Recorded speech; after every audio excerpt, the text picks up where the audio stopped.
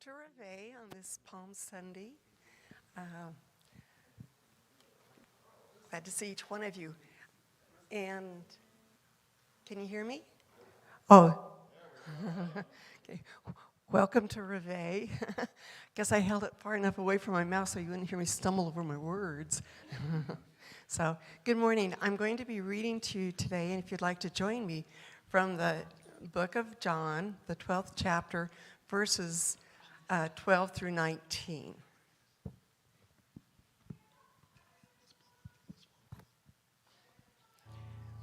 The next day, the huge crowd that had arrived for the feast heard that Jesus was entering Jerusalem.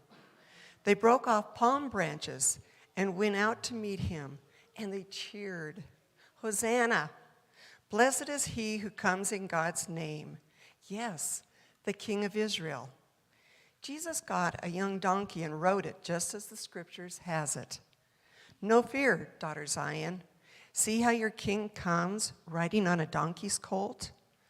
The disciples didn't notice the fulfillment of many scriptures at the time, but after Jesus was glorified, they remembered what was written about him matched what was done to him.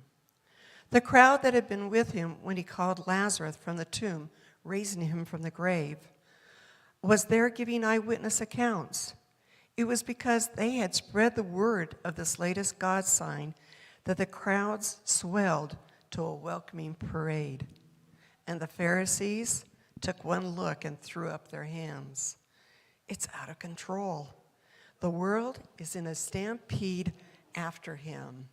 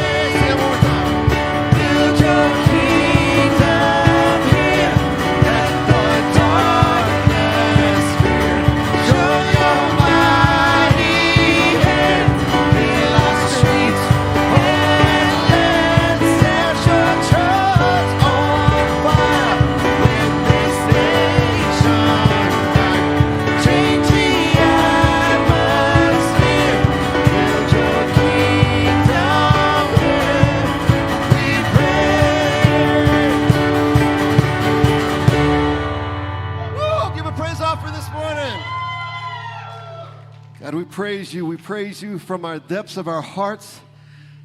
And we give you all that we are, and we give you our worship, Lord. I choose to worship. I choose to bow. Though there's pain in the offering, I lay it down. Here in the conflict, when doubts surround, though my soul is unraveling, I choose you now. I will praise you through the fire, through the storm, and through the flood. There is nothing that could ever steal my soul. In the valley, you are worthy. You are good when life is not. You will always and forever be my soul. And I build my right here and now.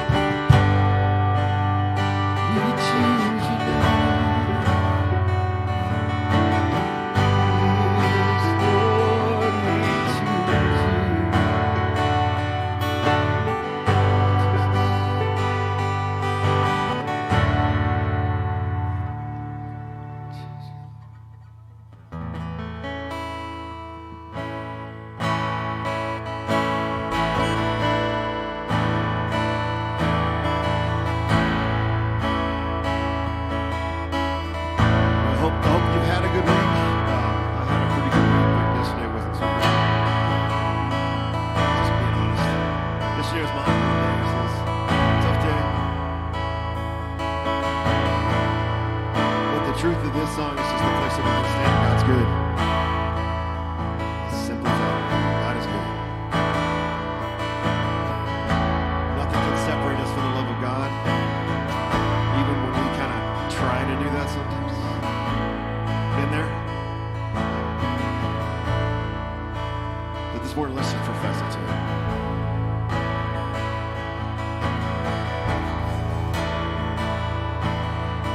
Height or depth could separate. Steadfast love, who can escape? Your faithfulness, an endless sea, so full of grace and mercy. We sing, God is so good. God is so good. God is so good. He's so good to me. Yeah, He's good, good in every way.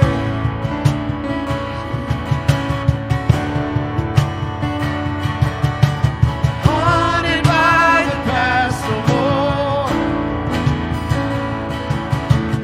Innocence has been restored. Forgiveness flows through your veins. Your kindness shown in all your ways. We sing, God is so good. Oh, God is so good. God is so good. He's so good to me. Oh, there's never been anyone like you. Never been anyone like you. You are worthy. You are worthy. Never been anyone like you. Never been anyone like you. You are worthy. You are worthy. Hope is rising like the sun. The old is gone, the new has come.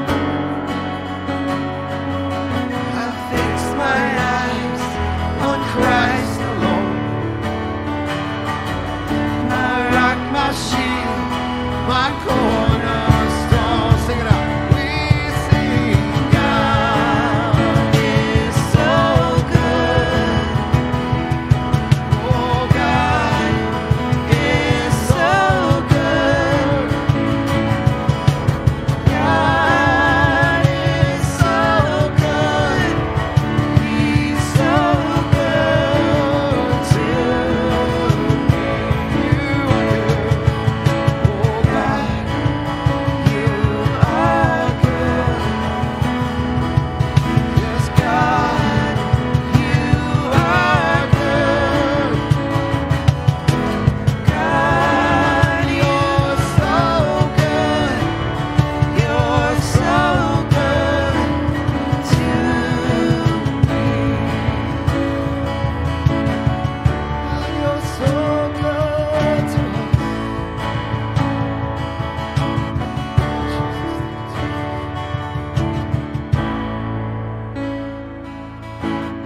This morning we want to enter a time of prayer.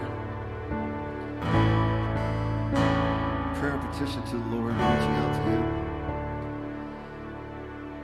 This morning, if you have, you can ask our prayer team to come forward and be ready to pray. But as we go into this Holy Week,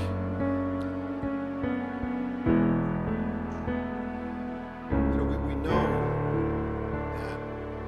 we know the story. We know the beginning of this week was a week of celebration. We know the death of Christ and all He went through. We know it ends in all this, in the resurrection, which is great. So there's a roller coaster of possible emotions in this, and we've all gone through a roller coaster of emotions in our lives at some point in time. I'm sure of that. And so, what I ask that we pray for, first of all, if there's anything that you're dealing with that you want to be partnered with in prayer, please take a step forward here. Take a step out. For so many people I know, especially this day and age, it's uncomfortable, it's difficult, it's a little scary to step out, and because it kind of makes you feel like, oh, well, if I'm going up there, it's because something wrong with me. People are going to look at me funny. No, that's not what that means. If I'll be honest with you, if I wasn't standing here, I'd be walking out there myself, because again, yesterday stunk and I wouldn't mind prayer. It's okay. Life is never perfect. So please take that little step of faith, a little step out of your comfort zone. Go ahead and come forward, and Liv Sillard or Jessica pray for and with you. Together, what I would love for us to do is to kind of just pray as this song speaks, that we don't miss God's goodness, that we will seek his goodness for this church, for this community, for this town, for our families. You know, the goodness of God comes in many, many shapes and forms, and it's easy for us to kind of decide what that shape and form is supposed to look like. I've done it so many times. But let's just pray with an open heart. God, help me to not miss your goodness, whatever that is. Give me your eyes. So let's just petition the Lord this morning in that space. God, we just ask that you would help us together to individually in our hearts and as a community to not miss the goodness that you want to pour out in this place. The goodness that you want us to experience, the goodness that you want not only for our individual lives, but for they as a family. God, we don't reach out for the image of something we've seen in the past and the example of something we know that happened beforehand, either with us or with another church or another community or something. We just want the goodness that you want for us as a family here. We want the goodness that you want for they. Jesus, I pray that we would seek out that goodness as we walk through this week, especially remembering your triumphal entry, but also being conscious of what you knew was coming. Help us, God, to burn inside with a heart that wants to see your eternity for this community. God, that guide us in the space of not just opening doors and hoping that the kingdom shows up. Father, allow your goodness to shine through us in a way that is infectious, in a way that draws people, in a way that makes people want to know what's different in the way that we're living our lives. Lord, help us to be that different image, because it's an image of you. Touch us in that space, God.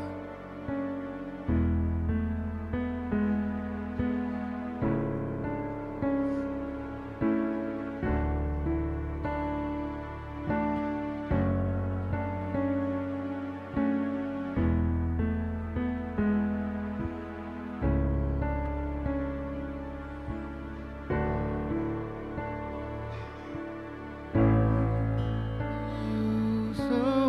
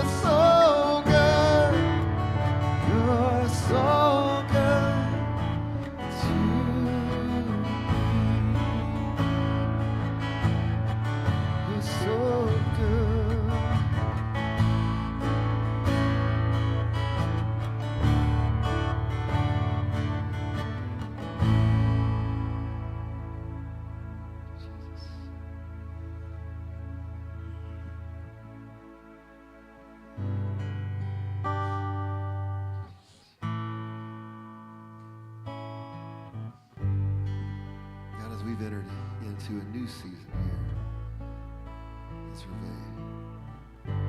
Help us to know that you stay the same. All that you are stays the same. All that you want through and in us stays the same.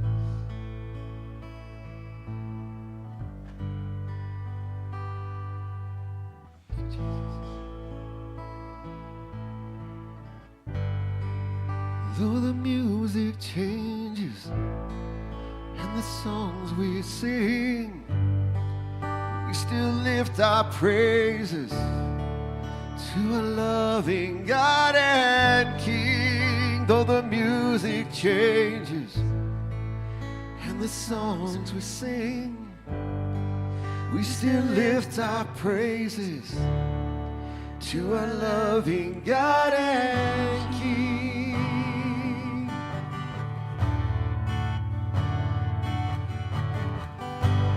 Though the seasons change, your love remains. Your love remains. Yes, your love remains.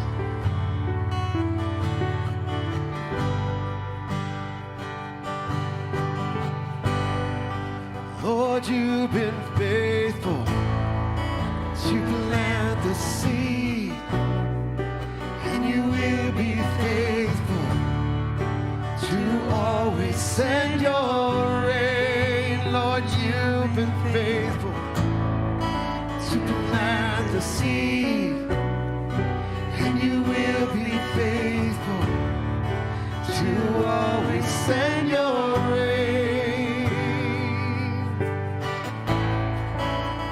Always send your rain.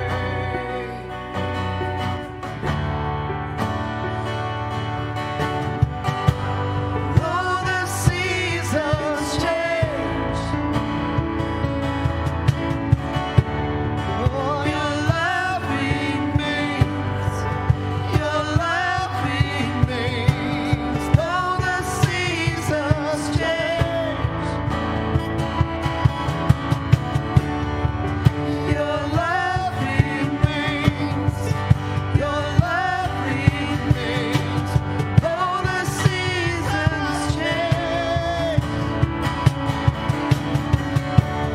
Lord, your love remains. Your love remains. Though the seasons change, Lord, your love remains. Your love remains. Love remains. Yes, Jesus, your love remains.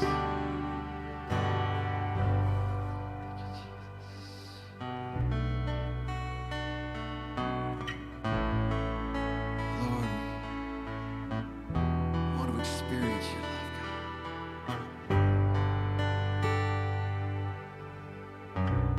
Help us to experience your love, Lord.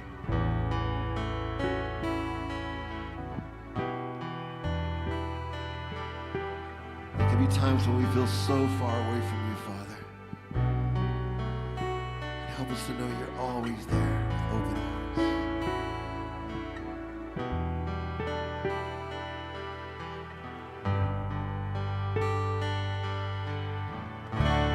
We will fall apart. You came running with open arms. When we will fall apart,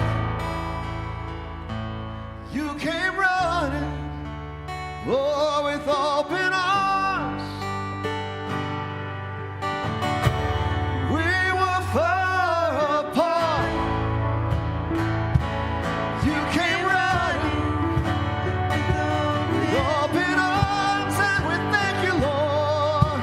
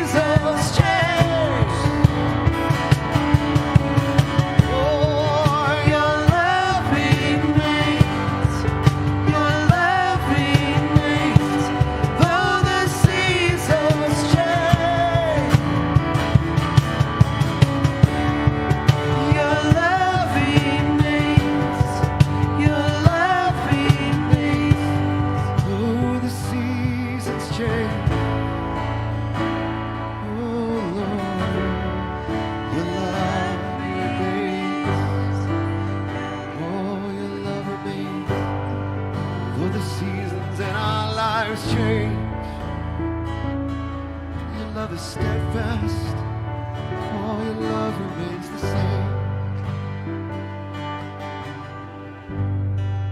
Thank you, Jesus.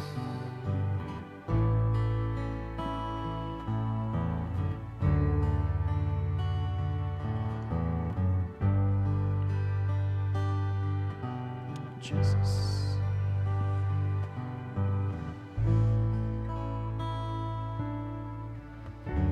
Lord, we thank you for your presence this morning.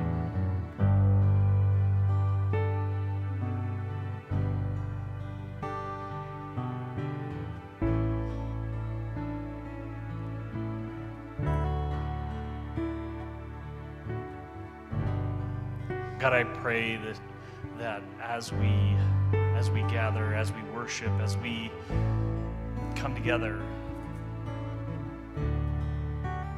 that we would see you as you truly are. The crowds on that Palm Sunday,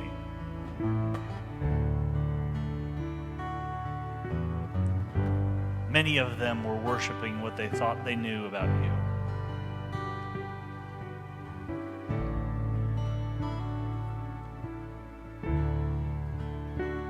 God, I pray that you would help us to see you. To know you.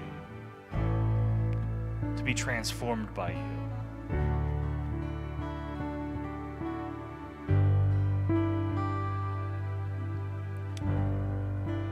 In Jesus' name we pray. Amen. You may be seated. Thank you so much for joining us this morning. Hope you're doing well. How's everybody? Woohoo! A couple of woohoos.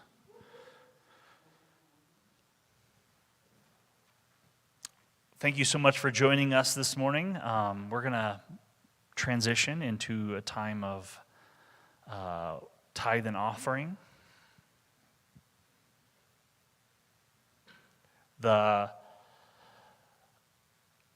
The fact that we are able to gather here in this place is 100% dependent on the people of this church. I don't know, some of you, I don't know if you know how the local church works, and it works differently in different contexts, but some places, all of the tithes and offering goes to the national office of the denomination, and then the denomination pays all of the bills. That's not how it works here.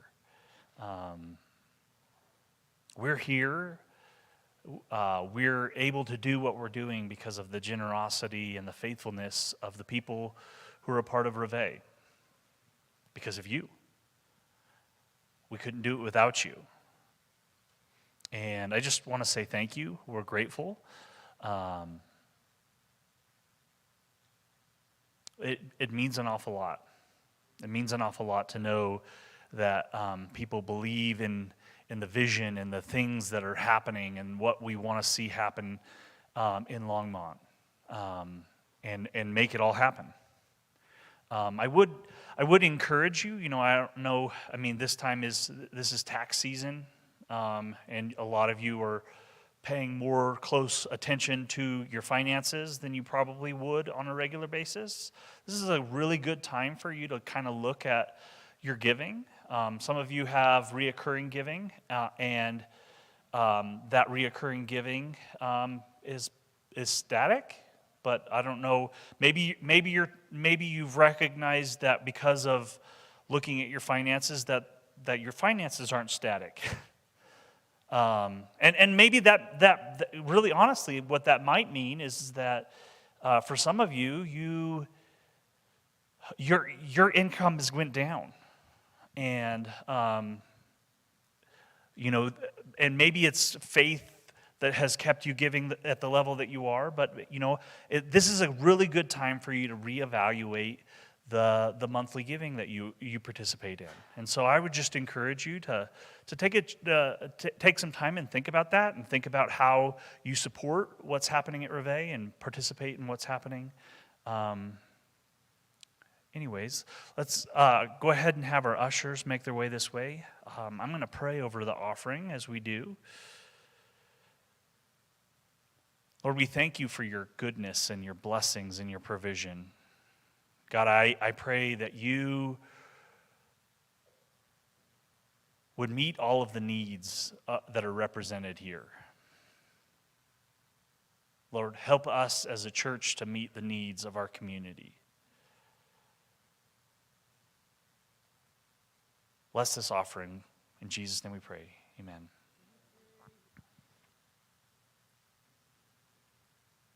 A couple of ways for you to give. If you're new here, there's not a QR code on the back of the seat, because those went with the pews. We're working on a new card for the back of the chairs. Yeah, that would be nice. That would be nice. Who knows? I haven't seen that come through. There's been I don't know if you've noticed, but there's been a lot of work that's gone into our space here. It's not just Sam, and it's not just Sam. Michael Liberty and Basil, and there's a whole group of people. I don't know if you know this. Storage units are dirty places, and all of these chairs were in storage, and so I just want you to know that Basil spent like hours on his hands and knees steam cleaning every one of these chairs for you.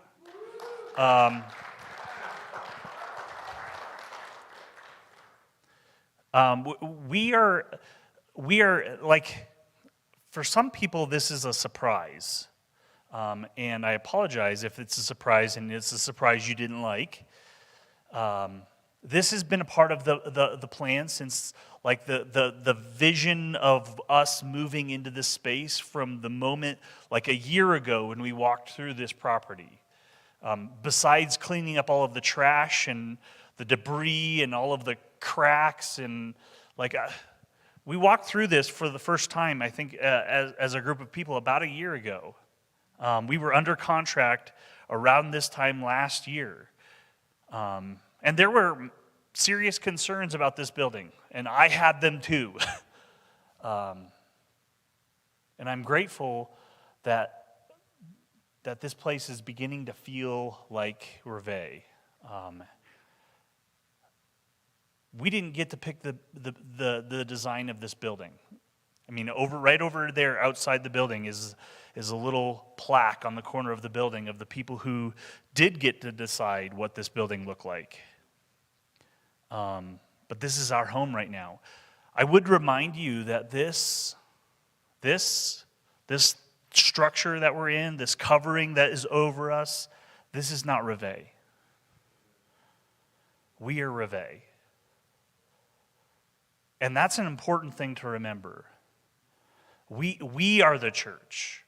The building where we meet is not the church. The building where we meet is a tool. And it's important for us to remember that. And so next Sunday is Easter. That is an exciting time. I don't know if you know this. More people show up at church on Easter than any other Sunday, but this is the really important thing for you. More people will say yes if you invite them to church on Easter Sunday than any other Sunday. So my challenge to you this week is, we're having an Easter egg hunt after service for kids, but invite somebody. We have invite cards. We can have them at the back door as you're heading out. We have a stack of invite cards that you can take with you. Invite somebody to church next Sunday. Invite somebody who you haven't seen in a while at church, or you have never seen at church. So after service, we're going to be doing Easter egg hunt It's going to be fun. It's going to be indoors because we don't know what the weather is going to be, and the grass is not very nice yet. Hopefully next year, after we've had some time to make the grass nice, we'll have a really awesome Easter egg hunt outside. But this year, we're going to be doing it indoors. We're going to have a 5-minute break. We're going to come back. Oh, this Friday, we are doing a Good Friday worship and prayer service. Please come. I think this is going to be really, really powerful and really meaningful. 6 p.m. 6 p.m. It's going to be, I think it's going to be really powerful. So I would love it if you would come. With that being said,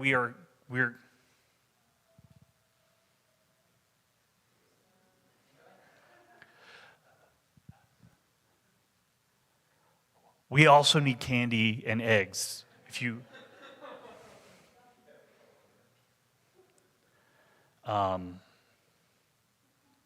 we'll be back in 5 minutes with the sermon.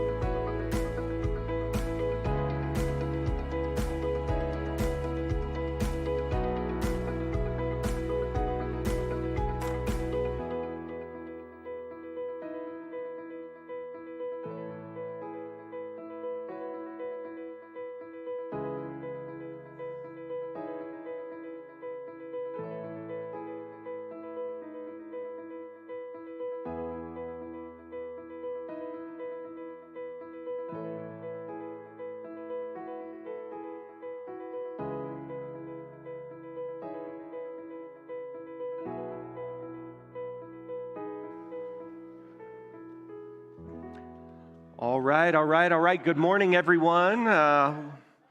Happy to see you here. I've had a few people tell me they were surprised to see me back so soon. I told you 2 weeks ago, I'll be right back, turn around, And, we got this schedule, of when I'm here, and I guess I just messed it all up by being here a little extra, But that's all right, because I'm going to talk a little bit about, messing up our timelines and stuff like that. First of all, I just say Lisa isn't here with me today, and she wasn't here last time, so you guys are like, what the heck? Because last time she was there. And that's right, I got this thing so I can control life and the universe. Boom. Yeah. So we're actually hosting a retreat this week. It's like the Marketplace and Mission cohort that she's been leading, and we're doing it with the Dwell group, and so this was the retreat this week. I was actually there, and so see, that's why I'm in the picture. We went to this place. This was actually a team who was putting it on. It was like the night before it started, and we went to this place in Missouri where they actually throw rolls at you. Have you guys ever heard of this? Yeah, Lambert's, that's it. Yeah, I forgot the name. That's it. They will throw rolls at you. So my goal was to hold my hand up in front of my buddy's face and then move it at the last second, But it didn't work out, but the food is so good there, and I get why whenever I'm in Missouri, everyone's like, oh, you look fit, you're skinny, and in Colorado, they're like, hey, ever put down the roll, But it's because they got that place, that's why, so... But yeah, so we went there, and Allie even joined us because she lives in Missouri, goes to college there, drove down and met us for dinner. It was a nice little treat, So anyway, the retreat goes through till today, and so that's why she's not here, and I had to come back early, So timing, right? Timing, you're always trying to get the time right for this and that and schedules. Any of you guys got that stuff going on? I mean, it's like graduation is coming up right around the corner. You're like, no, it's not, it's April. You got a kid graduating from high school, it's already on top of you. If you didn't send out your things and then what school they're going to and all the different stuff that's happening, it has been a lot of timing. And you know what? I don't know about you guys. I miss COVID. It used to be so nice. No one ever expected me to do anything. I got to skip going to my in-laws for the holidays 2 years in a row. I didn't have to go to my nephew's wedding. It was amazing. I know there was other things, but yeah, I miss that. Every couple months, I would just get to lay around for 10 days because I got COVID again. I guess the world, it's over, it's changed. No going back now. I'm just going to have to live life without COVID, didn't have to worry about my breath. I always had a mask on. Now I got to chew gum a little bit, right before when I'm to talk to people. So, I guess there were other negatives, but, we just say. No, I'm obviously I'm joking, but it is nice that we're kind of in a new phase, but I have noticed that my rhythms are a little off, okay?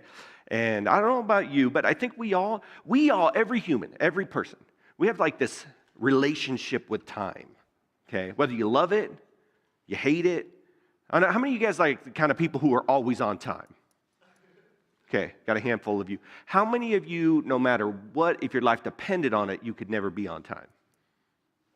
I love how people are pointing at other people. That's the best, yeah. And so you might even be sitting here going, no, I'm kind of, any of you just ambivalent about time? It doesn't really matter to you? Okay, all right. But the thing is, all of us as humans, we got relationship with time, all right? This passage that Sam gave me, he gave for this week is 82 verses long. Now everyone's sitting here going, well, I actually do have a relationship with time now that you mention it. But what's interesting, I'm going to actually not read all 82 verses because, well, I wouldn't even have time for that.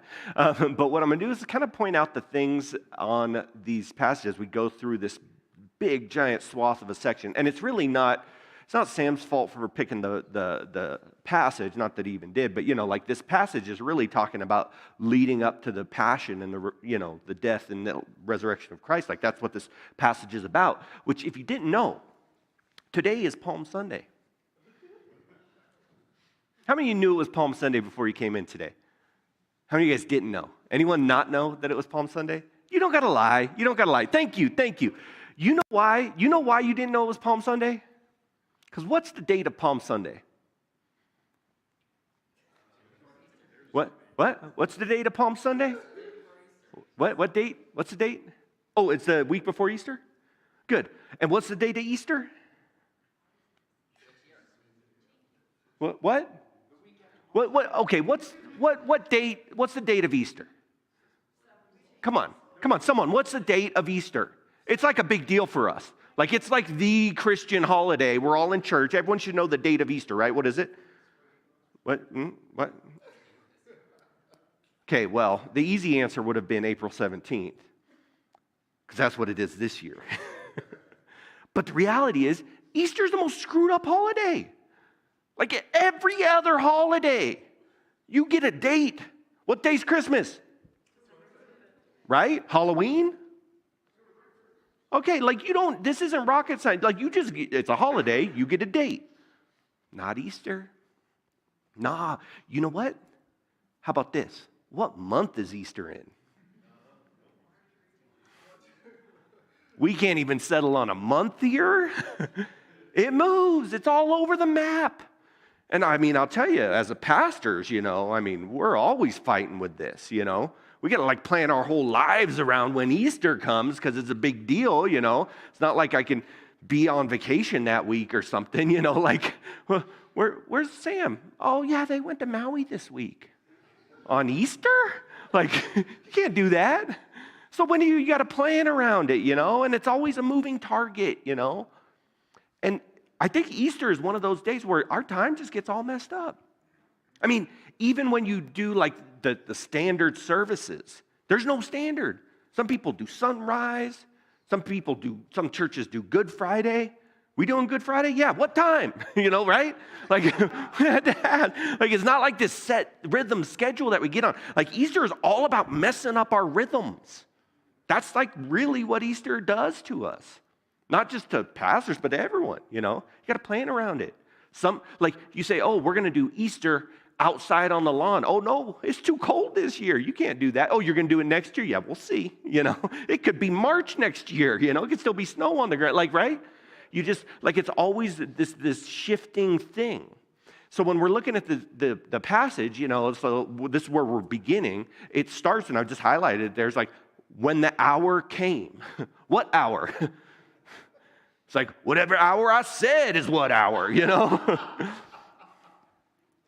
So, but it starts, and if you were here 2 weeks ago when I talked about communion, and I kind of like led into this week is where we go from there, okay? So we go into this communion time where Jesus is taking the bread, he's breaking it, he's passing it around, he's taking the cup, he's drinking from it, passing COVID to everybody.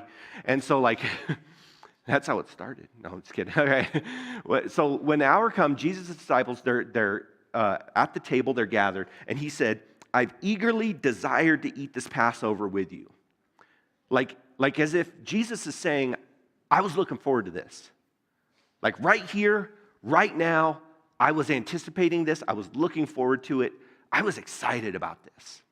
You guys ever been excited about something? Like you're just excited, anticipating. I'll tell you, this is like my whole life. Like there's people who look at time differently, Like there's people who are like kind of past oriented. Some of you are like this, okay? Like whatever context you're in, you can always remember a moment that might relate to this, Like you walk in this morning, sit down on these chairs, you're like, I remember these chairs. These chairs have been haunting us like the ghost of Christmas past. We've took these chairs with us everywhere. Like you're just thinking about the past. And some people, now there's good sides of that. There's bad sides of it too. You can get so wrapped up in the past that it's hard to look towards the future. It's hard to think about what forward looks like.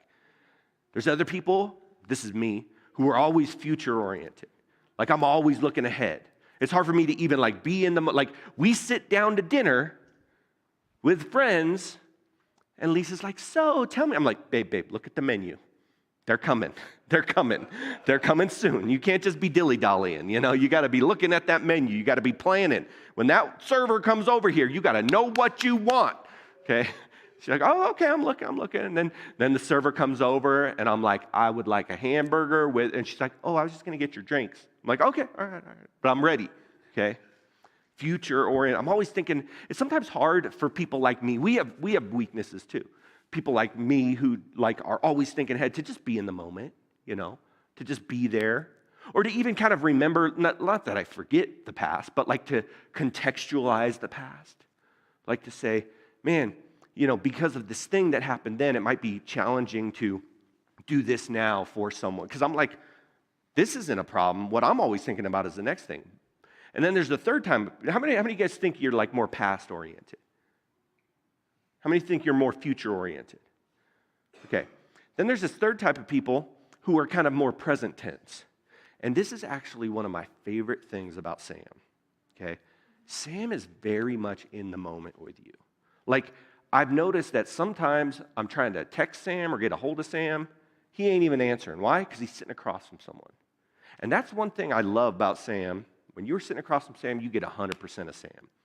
And that's why I think that's the best kind for a pastor, by the way. So I wasn't always that good.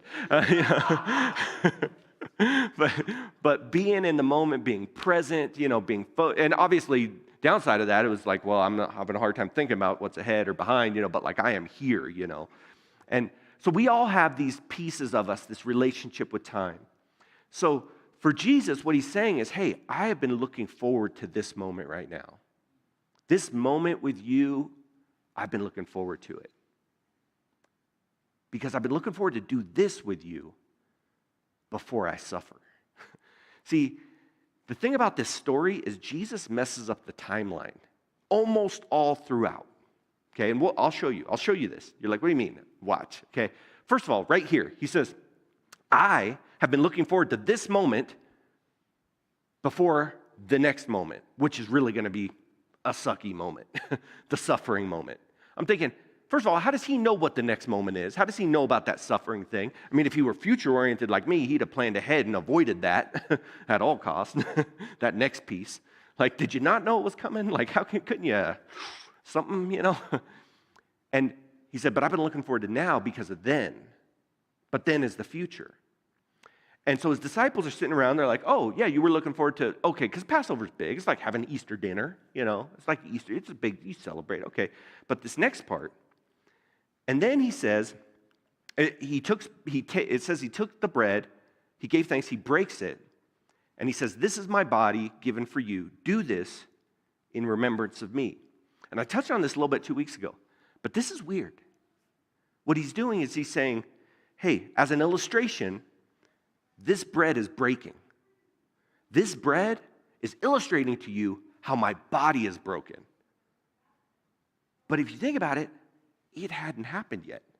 So what he's doing is he's taking an activity, he's doing it, he's breaking the bread, and he's saying, use this breaking bread moment right now to remember something that will happen in the future. Like it's present, past, and future all in one. You get it? Like he's saying, do this thing right here, right now that we break to remember something that happened that will happen. So the timeline is really getting skewed here. He then goes on to say, so he takes the bread. In the same way, after the supper, he takes the cup and he says, see this cup right here? This cup is the new covenant. So he takes this present thing, the cup, the communion, and he says, this present thing, this cup, is now the new covenant, the new promise. That's what covenant is promise. And for them, they understood like the covenant of God to God's people. That's what he was talking about.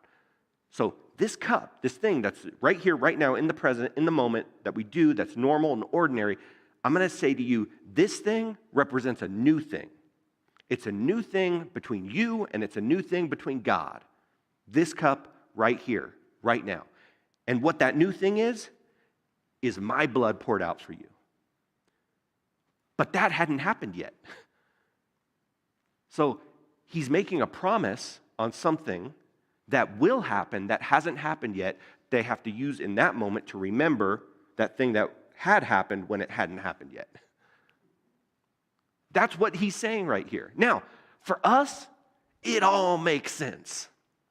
When I stand up here 2 weeks ago and I'm like, hey, take this communion and remember what Jesus did, you're like, perfect, that works in my timeline. When I say, hey, take this cup and remember that God made a new promise to you when Jesus died, you're like, yes, okay, I will remember that now. But to them, they didn't have all that context. And that's why I think they get a little skewed up, okay? So after that, he says, do this, drink this cup in remembrance of me. Hey, is someone back there? Nobody? Melody? Oh, she moved? Okay. No. Okay, how do I go back? Where is it? There we go. Okay, all right. Yeah, there we are. We're good, David, relax. Got all antsy. See the timing. Okay, so now, let me just skip ahead like 25 verses or some 15, math, whatever. Okay, so we're going to skip ahead. But let me tell you what happens in between because I don't want you to miss a piece. What happens in between is they do this, they take this communion, okay? And what they do is they go, hey, you know what? I think I'm better than you. What? Yeah, John, James, Peter, they get in like a thumb wrestling match around the table about which one of them is the greatest. You ever seen that Last Supper, painting where they're all pointed the same direction? And I don't know if that, how it works with tables, but that's not how you sit.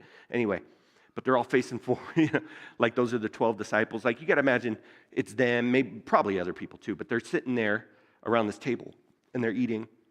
And what do you do when you're eating? When you get together with your family? You argue. Yeah, that's what you're supposed to do. You're supposed to argue. Yeah, so politics, religion, whatever. They were like sitting there going, you know what? I think I'm the greatest. No, I think I'm the greatest. No, I'm the greatest. And so you know what they do? They go, Dad, Mom, Jesus, which one of us is the greatest? And somehow I think like John and James' actual mom was involved, Jewish mothers, something like that. So she's like, oh, my boys are the best, And so then Jesus basically starts telling them, hey, like this whole thing about being great and who's the least and who's the servant. And he even somewhere in this scenario in between these verses mixes in, someone at this very table is going to betray me. He says that, like when you dip the cup and Judas in the hand in the painting, like all of these things are happening in between here, okay? And then he says, as far as who's great, I'm the most servant of all. And that's what I came to do, was to serve. And so you guys will serve. And so now we're in verse 31. I'll jump back ahead here. And he looks over to Simon. Simon is Peter. Simon Peter. I don't know why the name, whatever. Anyway, so I think it makes sense in like the original language, but for us, we're like, why has he got two names? So yeah, Simon Peter, he says, Satan has asked to sift you as wheat.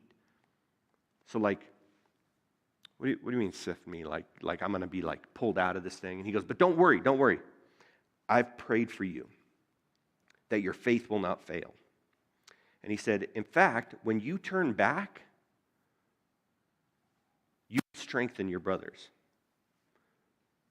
Now, if I'm Peter and Jesus looks at me, after me, this is Simon, who just was trying to convince everyone that he was the best, the greatest disciple, the number one.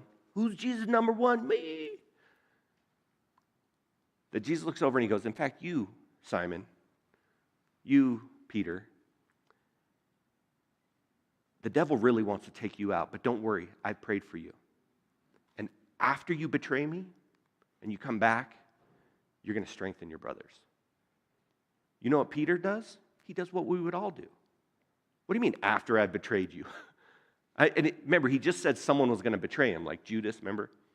He goes, I didn't betray, like he's thinking, I didn't betray you.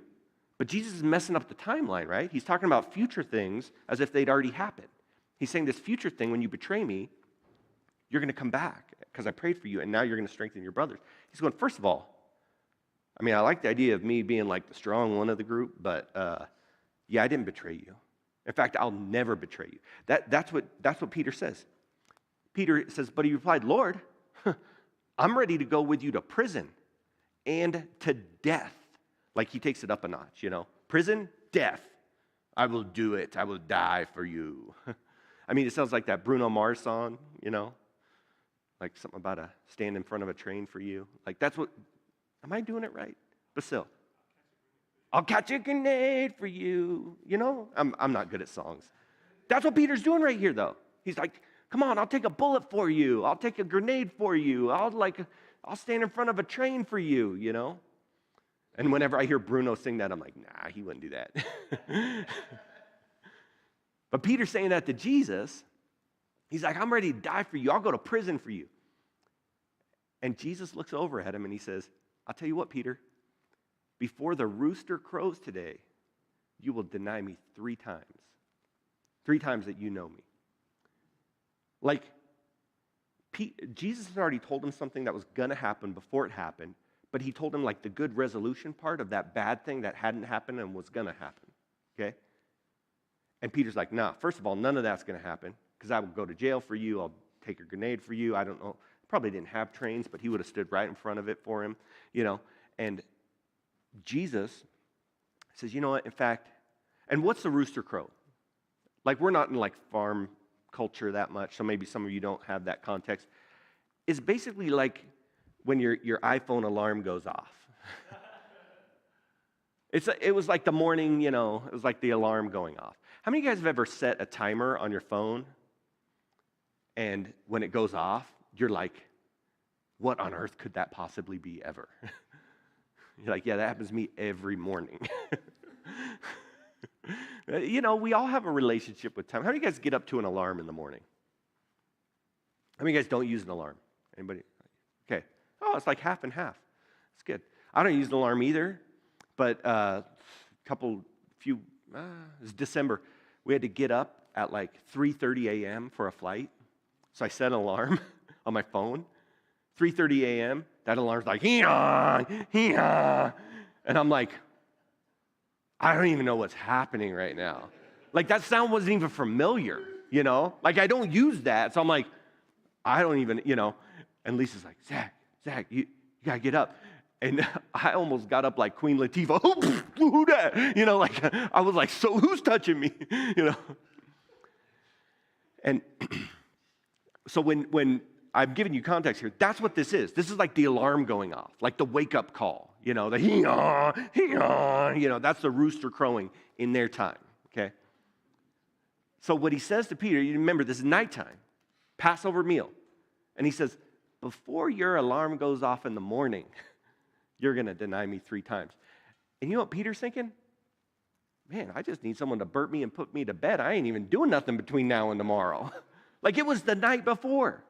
Like what's Peter going to be doing between now and then?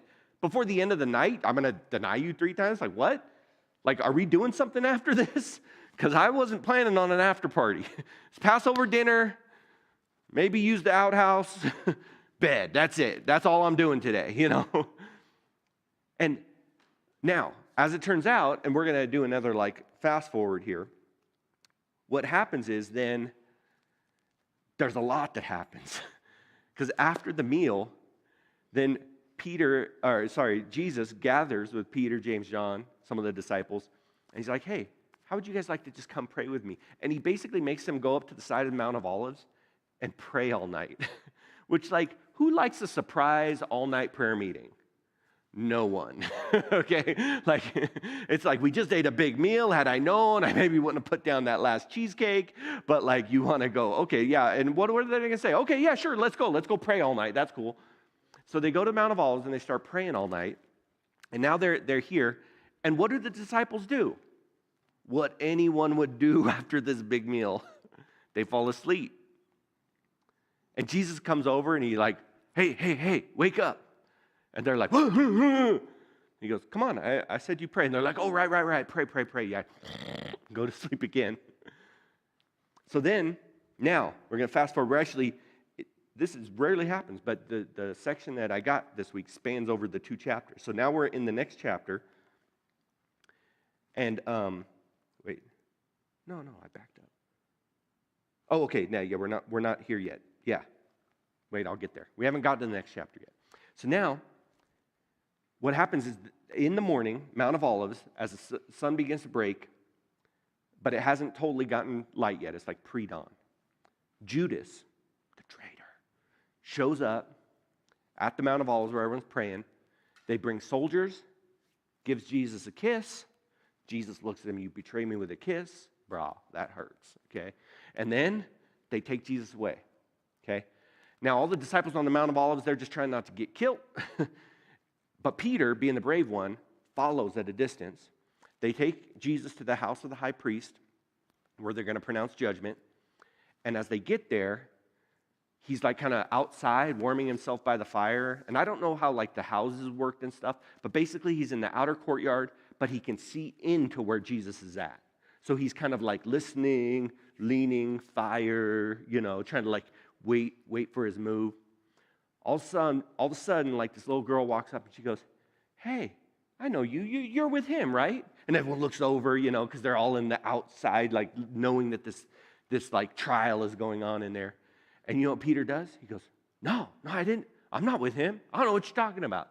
Some of the different things even say he starts cussing at her, trying to prove that he wasn't, part of the group. And then someone else confronts him about it. He's like, no, I don't know what you guys are talking about. I don't know what's happening. No, I'm not the one, And it's like that Michael Jackson, I'm not the one. No, that is not. Yeah. So then, after he denies that he knows Jesus 3 times, and it's not like he's sitting there thinking about the words of the dinner last night. It's just in the moment, he's trying to stay active, listen, see what's happened, doesn't want to get busted, doesn't want to like go like he wants to be. It's not like he's trying to actively deny who Jesus is. But he does, and then all of a sudden, right when he does the last denial, he hears it. His phone starts buzzing. Wait, what? What was this alarm set for? I forget. Why did I set the alarm earlier?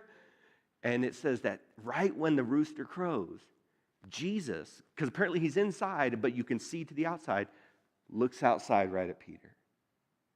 And he looks at him, makes eye contact. And all of a sudden the alarm's going off in his pocket, and he looks up, and Jesus just boom. Like, when you're across the room and you're cutting up, and then all of a sudden you look up and your mom's like, gives you that look. It's like the Tracy Ramos look. If you don't. It's like the don't mess with Georgia look. That's where she's from. That's why that's funny. Sorry. And so now we get here. Just as he was speaking, the rooster crowed. The Lord turned and looked straight at Peter. And then Peter remembered the word that the Lord had spoken to him. Like all in that moment, what had been past but was future became Peter's present. He was in that moment. Everything that had been said, everything that he denied he would ever do, everything not 12 hours before he was convinced could never in his life happen, all of a sudden it happened. In that moment. And you got to think, why did Jesus tell him all that? Why did Jesus give him the prequel before the story? Why did he say, when this happens? Why is it that all of that happened? Because the point of what Jesus said, Peter made it about that. He made it about the denial. No, I'd never do that. I'd take a bullet for you. I'd stand in front of a train for you. I would never do that. That's what Peter tried to make it about. But you know what Jesus was talking about? He was saying, in that moment, remember the redemption. He said, when you've denied me, when you've betrayed me, when you've turned away from me, don't worry. In that moment, remember, I've prayed for you. And when you turn back, you will strengthen your brothers. That's why Jesus said it. The point of Jesus saying that wasn't to say, you're going to betray me. You're a loser. That's how we hear it. When we hear our own story before God and we see our own failures, that's what we think God is saying. You're a loser. You suck. You're going to betray me. You'll never stand up. And we're going, yeah, we will. We're cool. We're tough. In fact, I'm the greatest, actually. I might even be the greatest. Who knows? And what Jesus is saying is, hey, when you fail, remember this moment where I said I took my body, I broke it. I got a new promise for you. When you fail, remember this moment, because after you just remember, I've prayed for you. In that moment, when you fail, remember, Jesus, me, I've prayed for you. And in that moment, when you remember that, just know when you turn back, you're going to be the strong one. You're going to help the other people. You're going to be the strength for the people who are in their own moments of crisis and failure and weakness. Just remember that, Peter. And so when Jesus looks over at him, it says, what does Peter do? He does not remember that. All he does is focus on his own failure. All he does is just go, oh, I'm the worst. So his face turns down. He's hopeless. Because in that moment, he's not hearing Jesus whisper in his ear, remember, I prayed for you. You can come back. You can come back, and you're going to be the strong one here. Just remember, I prayed for you. That's not what he's hearing. Because that's not what he was listening for in the first place. What was he listening for? You're a failure. No, I'm not. No, I'm not. And in that moment, what did he realize? Yes, I am. Yes, I am. And so when Jesus looks over at him, the rooster crows, Peter's just downcast. He's dejected. And so then now, we're in chapter 27. Oh, we're in that's right. This is just Matthew giving a little context. Early in the morning, the chief priests and the elders of the people came to a decision to put Jesus to death. And so now in the morning, that morning, they decide to do it. And it's that Good Friday that we talk about, that he gets taken to the cross. And I won't go into all the story. I mean, maybe next week because it's actual Easter, there'll be more involved with that. But what happens is Jesus then gets taken away. His body now, in this time, gets broken for us. His blood does get poured out for this new promise, okay? Now it happens, even though he said it to remember that it happened before it happened, now it happened.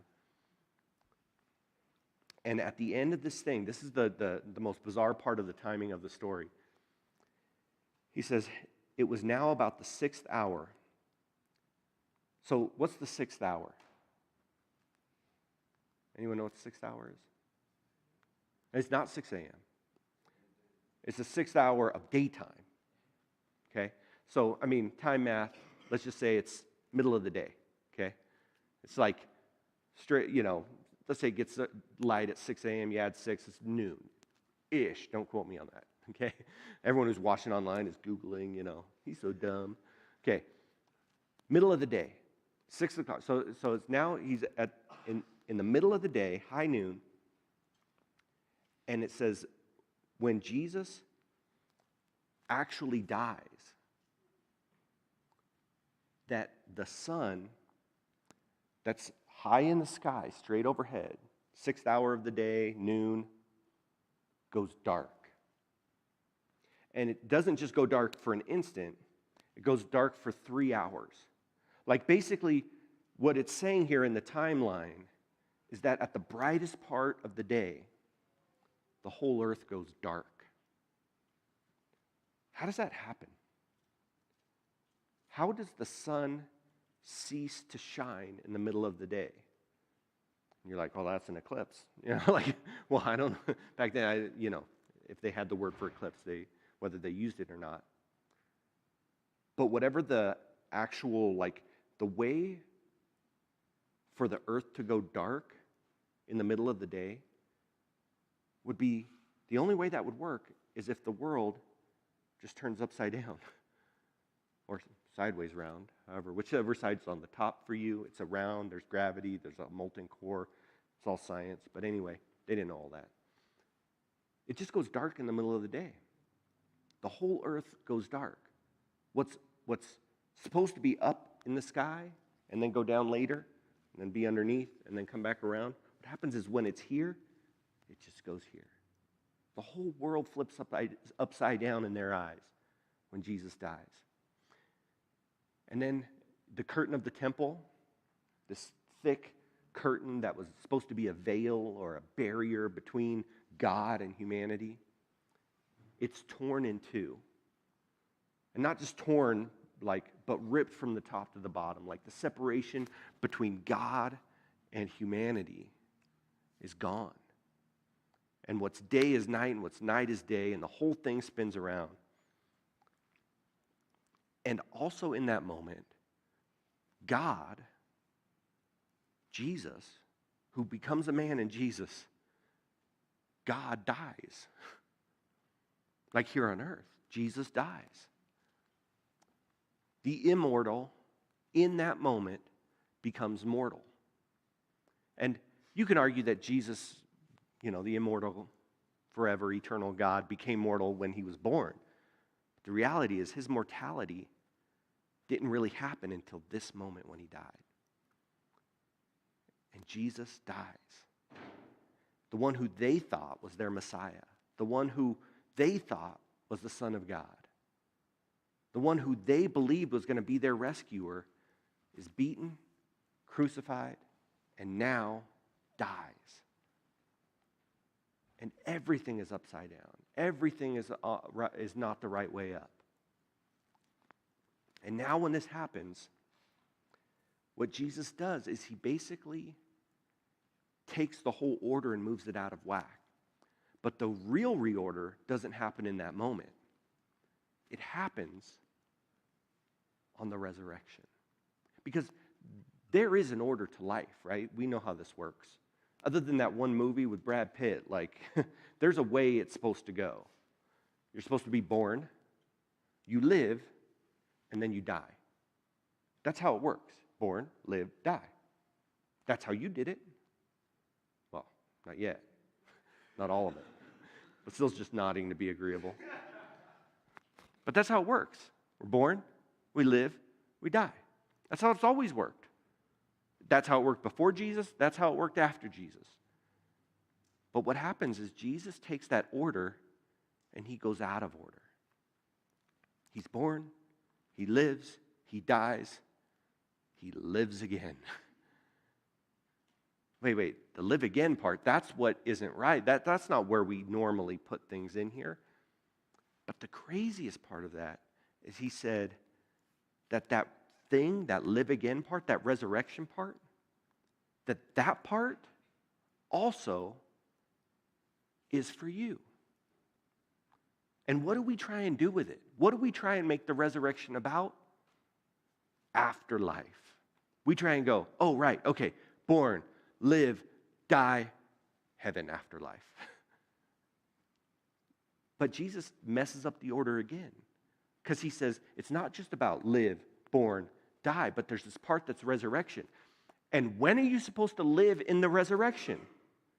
After you die. No. You're supposed to live in the resurrection right now. And that's why he says, remember this thing that hasn't happened yet. Every time you do this, remember that it's happened, even though it hasn't already happened. And that's the story of the resurrection. That the time for resurrection, we want to make it about this thing that happens after we die, but what Jesus is saying is the resurrection is about you, and it's about right now. That the time for resurrection is now. The moment you're in is the moment to live in the resurrection. When he looks over at Peter, right after he denies him, what is he telling Peter with his eyes? Remember redemption. Remember redemption. The moment you fail, remember redemption. Don't wait till after you die to live in the resurrection. What would it mean for us if instead of resurrection being something that it's about heaven and later and the afterlife, instead we allowed the resurrection to be a part of our now? See, in the resurrection, what does Jesus do? Jesus invades our very neat and comfortable, very tidy concept of time.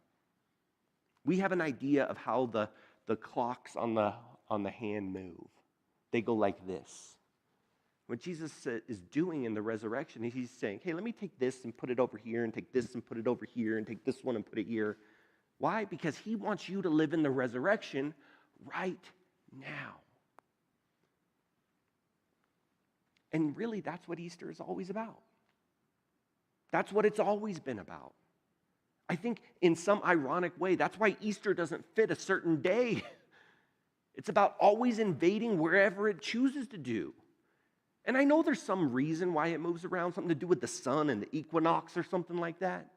But what's that mean for us? It's just always wherever it is. Easter isn't when we want it to be. Easter is whenever it wants to be. In fact, like 1,000 years ago, because we've been celebrating Easter for a long time, they couldn't even agree on when Easter was. So here for us, Easter is next week. If you're in like Russia, Easter was like last week, or something like that. There's even 2 different Easters. There's different times. But really, man, isn't that kind of perfect? Because that's what Easter is. It's celebrating this event that already happened, that shouldn't even have been able to happen, so that we'll remember to let that thing that happened then happen to us in the future right now. Every year, every time, that's what Easter's about.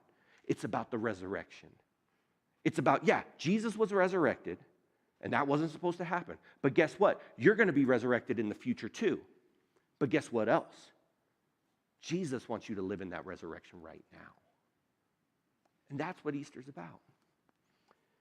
And so maybe for you this morning, you're here, and now is just not the time for you to give your life to Jesus. Maybe now it is not your time. Do you ever consider that? Now is not my time to give my life to Jesus. Now's not it. Maybe now's not the time to get real or serious about something to do with your faith. Maybe now's just not that time. I mean, I don't know about you, but when I think about my own faith and spirituality and how I want to grow and how I want to be, I know there's time for that. But I also got to acknowledge that let's just be real. Maybe now's not that time. Maybe there is a point in time when that'll be the time, but maybe just now's not that time. Maybe now isn't the time for you to, make a real commitment to church or to community, to your family every Sunday or at least certain Sundays. There might be a time for you to commit to that, to be to that. Maybe you're watching online and, maybe now isn't the time to think, maybe I should come in person again, be around people. Maybe now's not that time.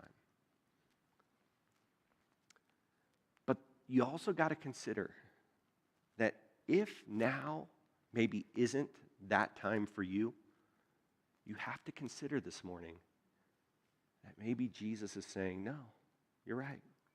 Now is not your time. But guess what? It's mine. Guess what? It's my time. And it's not when you say, it's not when you think is right. It's about whenever Jesus invades your time. Wait, what's that mean? Oh.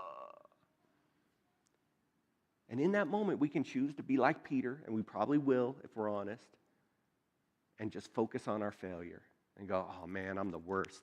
This was the worst Sunday to hear this because X, Y, Z. We can all do that. But just remember what Jesus says. In that moment, when that rooster crows, when that alarm goes off, just remember, in that moment, remember redemption. He's not pointing out your failure. He's pointing out redemption.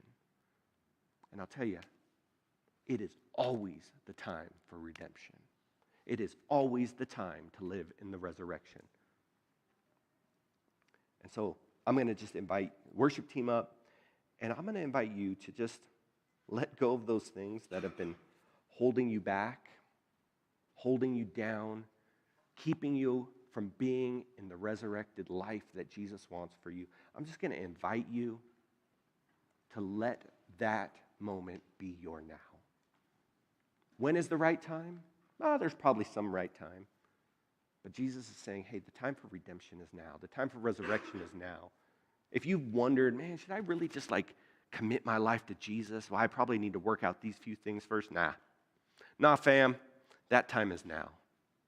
If you've been thinking, maybe I should step up and do this or put this aside and do that, just trying to wait for the right time, that time is right now. This is your moment of resurrection. This is the time to start living in that resurrection life. If in your mind resurrection was something about after you die, and all of a sudden you're like, wait, what? No, resurrection is later. No. Resurrection is now. That's what this whole story is about.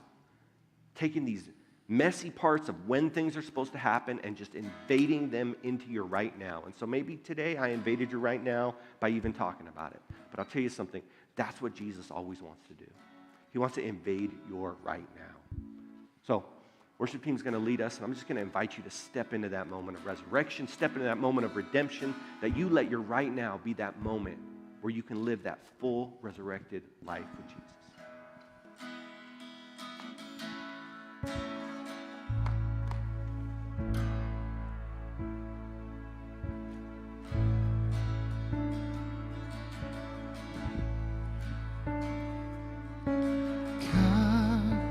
Is so good.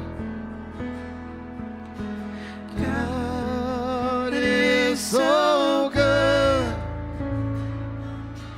God is so good. He's so good to me. Oh, God is so good.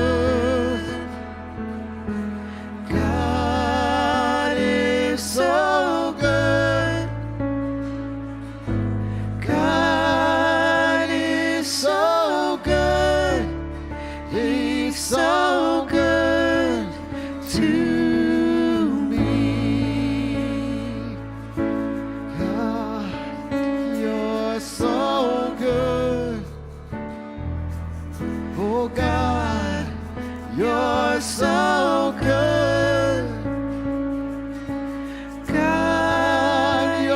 So good, you're so good to me. Lord, you're good. Yeah, you are good to us. This morning, church, as we release and head on out, just keep it in your mind, your heart, your head. No matter what you go through, God is good. That fact never changes. Have a great week. Hope to see you Friday. Good Friday service. As Sam said, invite people to that too. Have a great week. God